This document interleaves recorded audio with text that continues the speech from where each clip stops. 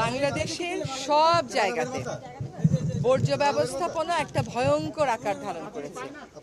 আমি গতকাল নরসিংদী গেছি, ওখানে দেখি জেলখানার সামনে পুরো প্রস্তে প্রস্তে আপনার পলিথিন আর প্লাস্টিক বসে আছে। এখন এইখানের সমস্যা আর আমিনবাজারের সমস্যা একই রকম। আজকে আমাদের সাথে আমাদের উত্তরের প্রশাসক মহোদয় আছেন, আর দক্ষিণে যিনি বর্জ্য ব্যবস্থাপনার দায়িত্বে আছেন উনিও আছেন। আসলে বর্জ্য কালেক্ট করে রাখা ব্যবস্থাপনার দায়িত্ব পরিবেশ মন্ত্রণালয়ের না, এটা হচ্ছে স্থানীয় সরকার এবং সিটি কর্পোরেশন, ঠিক আছে? কিন্তু এটা যেহেতু পরিবেশ দূষণ করছে সেজন্য এটা আমার দায়িত্ব। এখন ওনার নিজের মুখেই বলবেন যে ওনারা কি ব্যবস্থা নেবেন। আপনারা আমাকে ইমেইলে জানিয়েছেন যে ব্যাটারি পোড়ানো হয়, আমি লোক পাঠিয়েছি পরিবেশ থেকে, পাঠিয়েছি না? ব্যাটারির ওটা আপনাদেরকে সাথে নিয়ে বন্ধ হয়েছে। আবার যখন যদি পোড়াবার ধৃষ্টতা দেখায় আবার জানাবেন। আপনাদের তো ওর নাম্বার আছেই, যে ম্যাজিস্ট্রেট এসেছিল তাকে ফোন করবেন, আবার এসে বন্ধ করা হবে।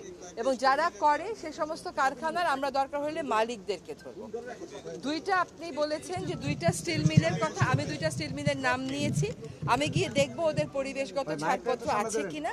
যদি ওরা ছাড়পত্র মেনে চলে তো চলবে, যদি ছাড়পত্রের একটা নিয়মও ওরা ব্যত্যয় ঘটায় আমরা সেটা আইনি ব্যবস্থা নেব। এখানে একটা কথা বলি, আমাদের যিনি রুবিনা আছেন উনি আমাকে বলেছেন যে অলরেডি ওদেরকে বন্ধের নোটিশ রেডি করা হয়েছে, কালকে অফিস খুললেই ছেড়ে দেওয়া হবে। এখন এইখান থেকে আপনাদের চূড়ান্ত দাবিটা হচ্ছে যে এইখান থেকে এটা সরিয়ে নিতে হবে। আসলে মানুষেরকে অত্যাচার করার যে কত কায়দা আছে এটা এইখানে না আসলে আপনি বুঝবেন না, আমিনবাজারে না গেলে আপনি বুঝবেন না। কিন্তু এটা চলতে পারে না। কিন্তু এটা যদি আপনি আমাকে 5 দিনে বলেন আমি পারবো না সমাধান করতে। আমরা যেটা করতে পারবো সেটা হচ্ছে আপনি আসলে সামনে আপনি বলেন যে আগুনটা নিভাতে আপনি কি করতেছেন এবং কয়দিনের মধ্যে আগুন নিভাবে।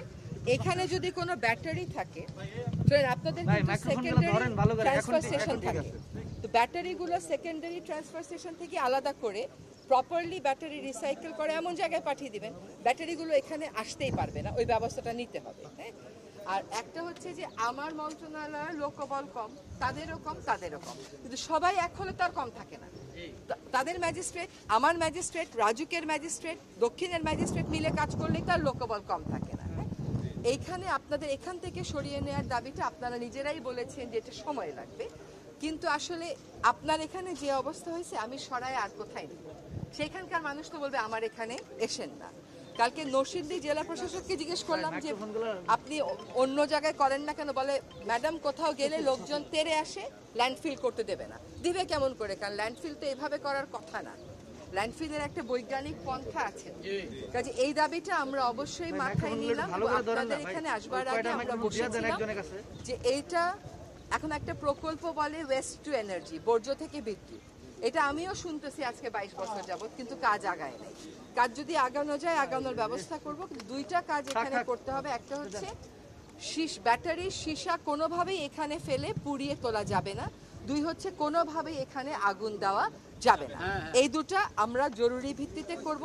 এটার কোনো রকম ব্যত্যয় হলে আপনারা কিন্তু আমাকে ফোন করেন, আমাকে ইমেইল করেন এবং আমি লোক পাঠাই, কিন্তু এটার প্রাথমিক দায়িত্ব দক্ষিণ সিটি কর্পোরেশনের। সেটা ব্যাপার না, সরকারে থাকলে সবকিছুরই দায়িত্ব নিতে হবে। হ্যাঁ, তো এবার দক্ষিণ সিটি কর্পোরেশন থেকে শুনি যে ওনারা বলেছেন যে এখানে আপনারা যে আগুনটা লাগিয়েছেন এটা আপনারাই লাগিয়েছেন ভলিউমটা কমাতে, এটার ব্যাপারে আপনারা কি করতেছেন। আর পরিবেশ থেকে জানতে চাইবো যে সীসার কারখানা দুটোর ব্যাপারে তারা কি পরিকল্পনা করেছে, স্টিল মিলের বিষয়।